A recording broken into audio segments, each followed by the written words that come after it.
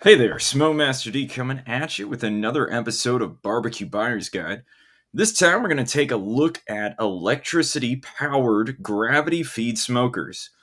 Now, there are a lot of gravity feed smokers out there that don't require electricity, but the people mount electric blower units to. If you want to see some of those gravity feed smokers, check out my custom gravity smoker episode, which I'm going to link just above. This episode, additionally, is something of an update of my box store gravity smoker episode. And some of the slides are even the same, but with the addition of 4 new electric gravity smokers, I decided that this episode was justified. So let's check it out. And here, I have some chapter times for you. Please remember to like this video and subscribe to the channel. And, if you want to hit that bell to know when I'm launching my next video, please do hit that as well. First off, you can buy these smokers at retailers primarily, and fairly regularly extra inventory will be sold by secondary retail shops as well.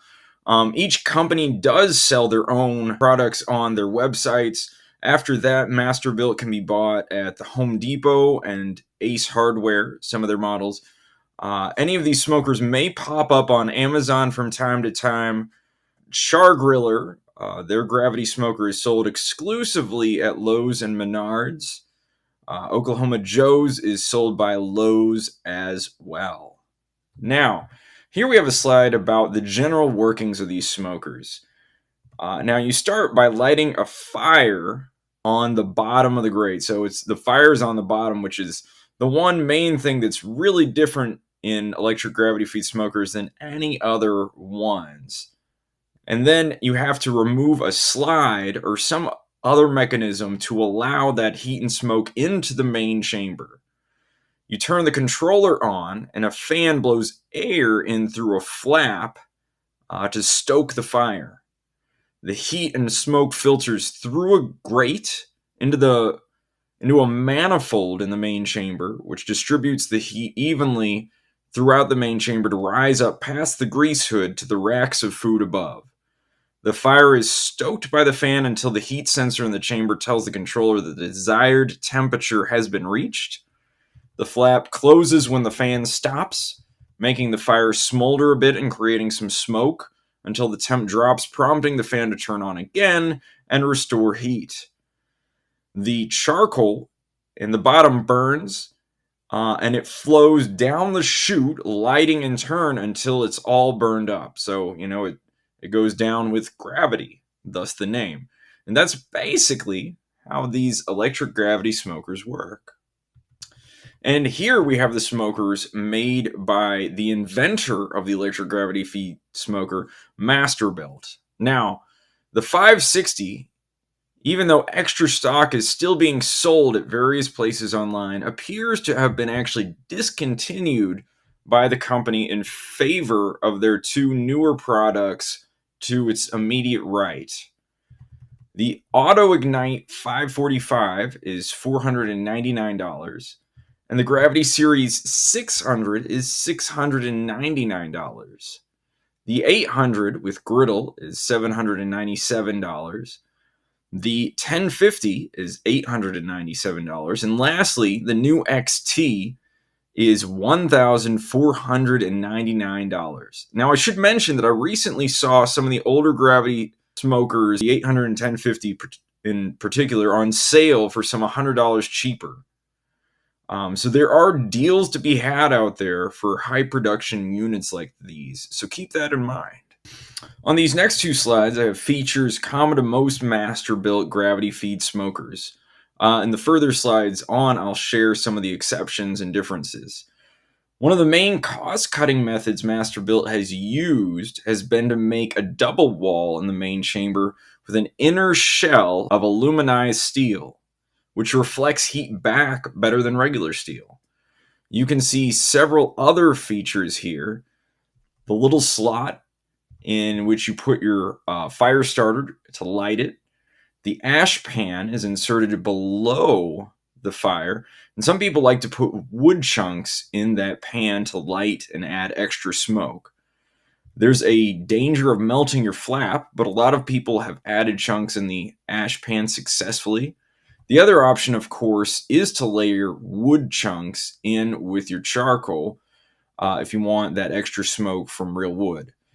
You see the air intake fan there. Masterbuilt situates theirs underneath their smoker, and there's the grease tray to direct grease to the grease catch.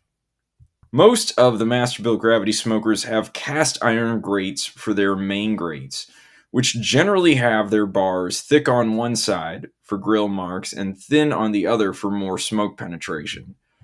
You can see the heat duct there and the holes along the bottom that allow the right amount of heat out to even the temps across the chamber in that heat manifold. There's a probe port. A probe is generally provided, though more probes can be accommodated by the controller seen at the top left.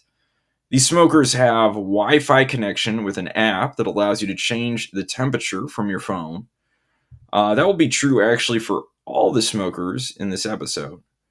And even though there is a digital temperature reading, the original 3 Masterbuilt gravity smokers come with a physical temp gauge in the hood too, for reference.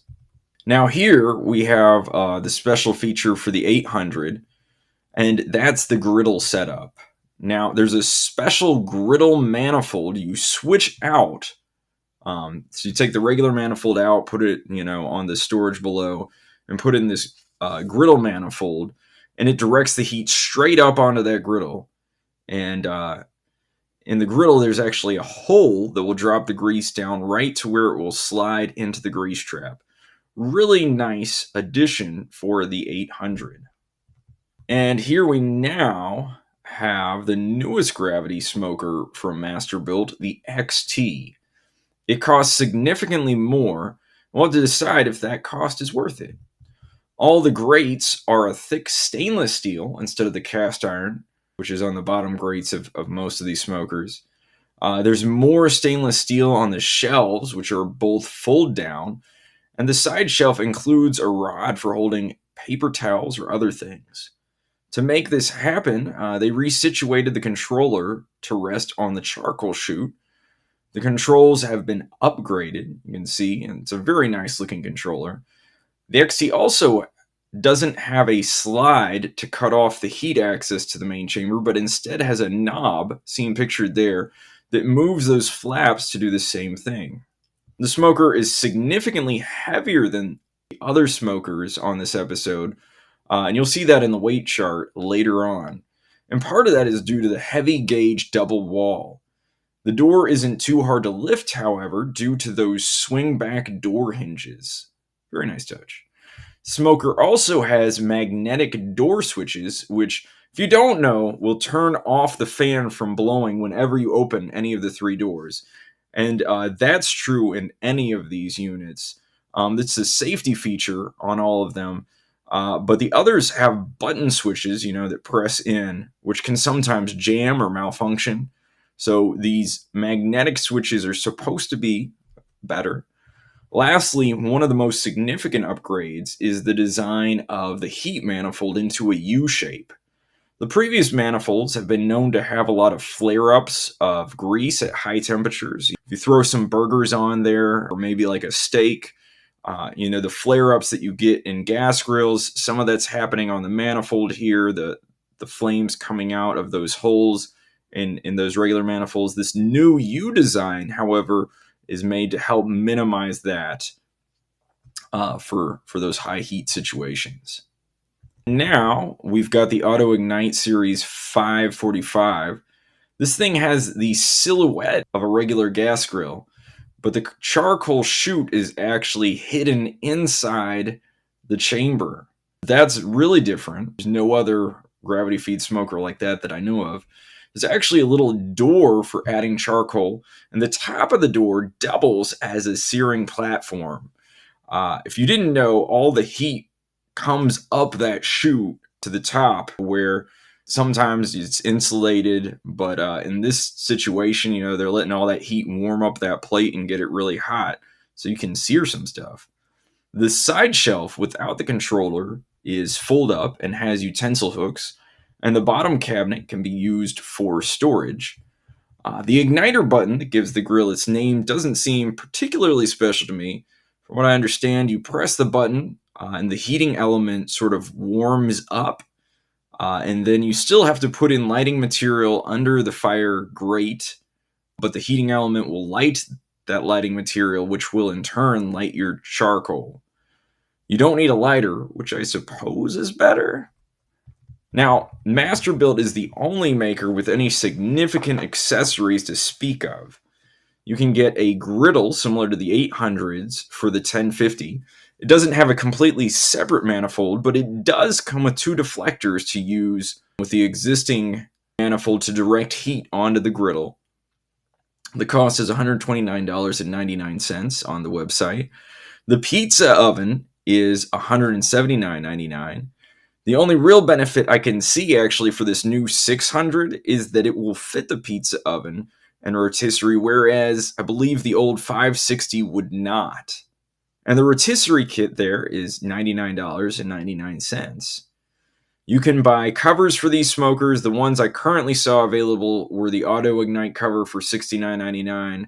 The covers for the 1050 and 800 were $79.99 each. All right, and here we have the new Oklahoma Joe's Tahoma. It costs $699, and you can buy a cover for it for $59.98.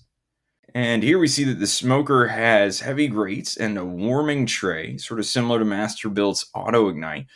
Another similarity is the lower point for loading the hopper, okay, albeit not inside the chamber like the AutoIgnite. Instead, Oklahoma Joe's decided to make an angled chute, which apparently does not work very well with lump charcoal, according to reviews that I've read.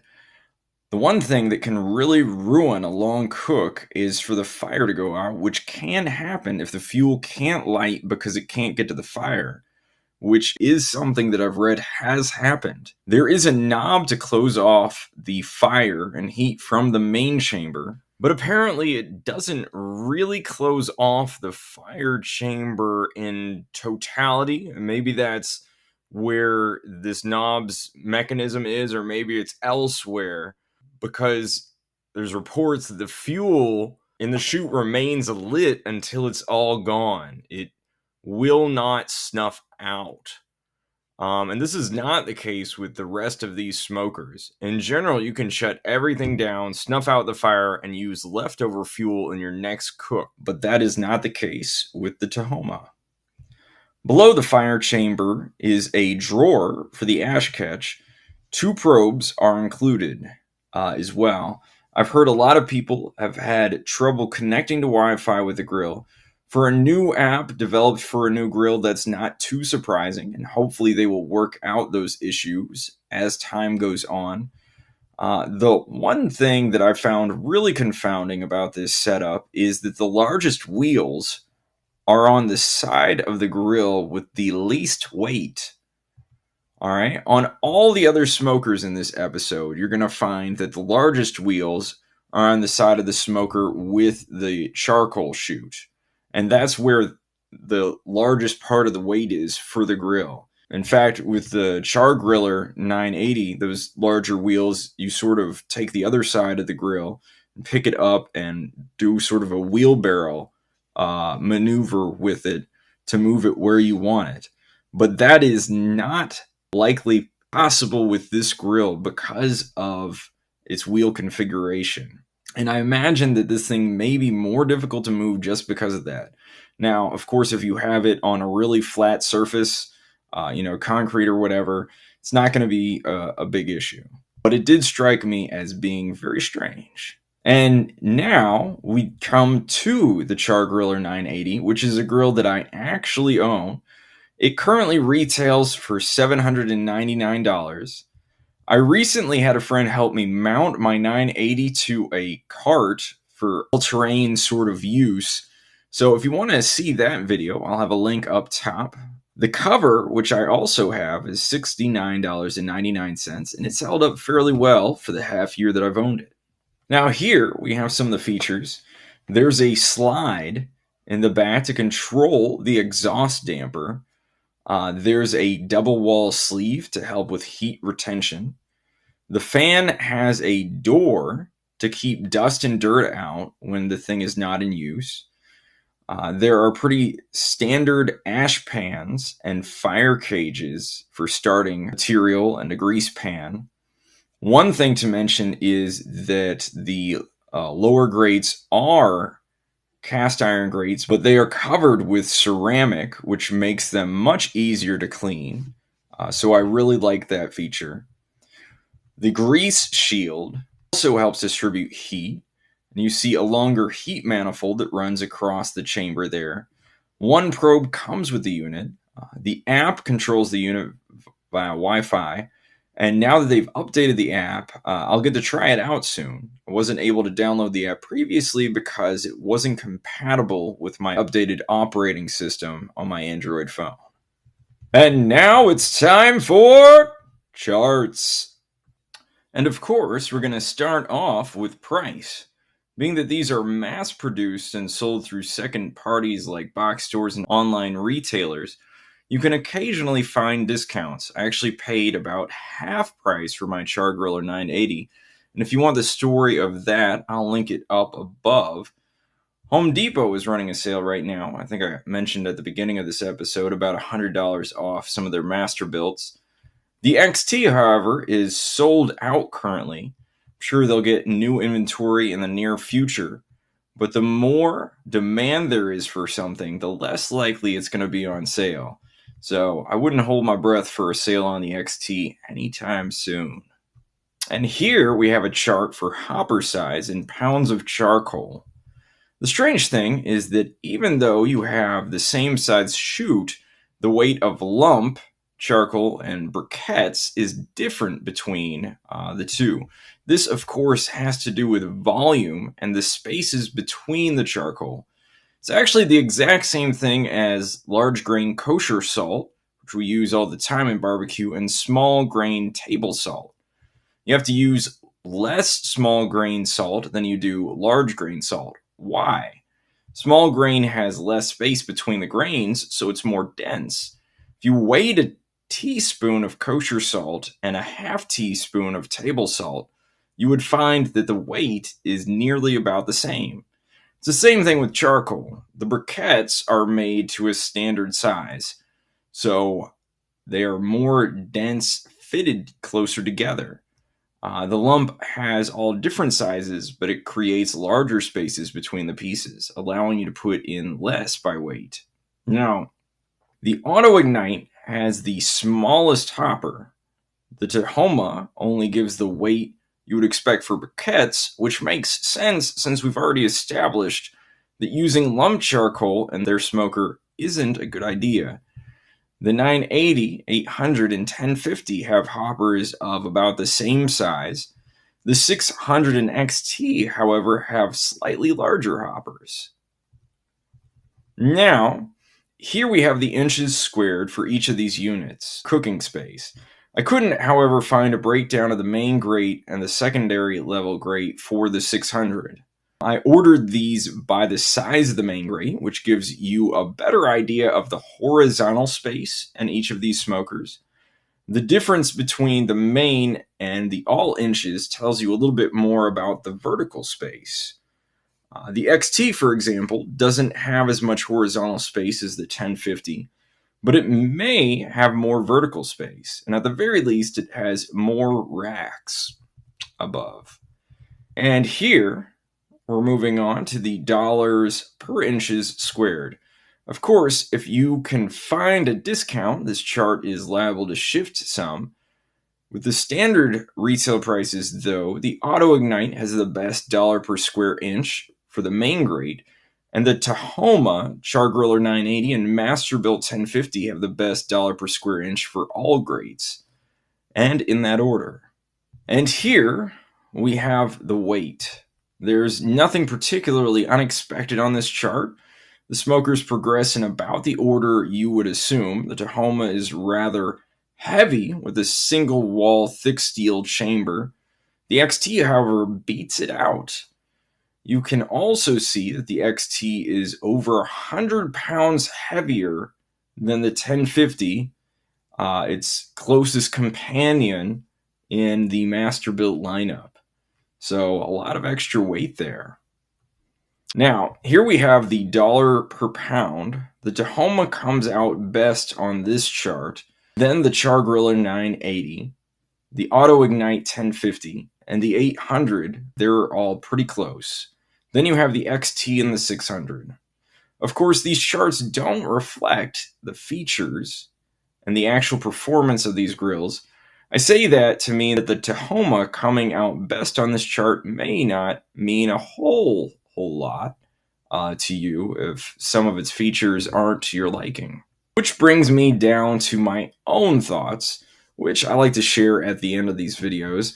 If you haven't figured it out by now, I'll just say it straight out. I wouldn't buy the Oklahoma Joe Tahoma. I'm sure that there are some people who make really good food from it, but it's not for me. I wish I didn't have to say that because Masterbuilt has such a dominance in this sector of smokers, and even Char-Griller is now owned by the same parent company as Masterbuilt, the Middleby Corporation. In every way, the Tahoma is the underdog, but Oklahoma Joe's really missed the mark on this smoker. I always snuff out my fire and use the fuel in a later cook.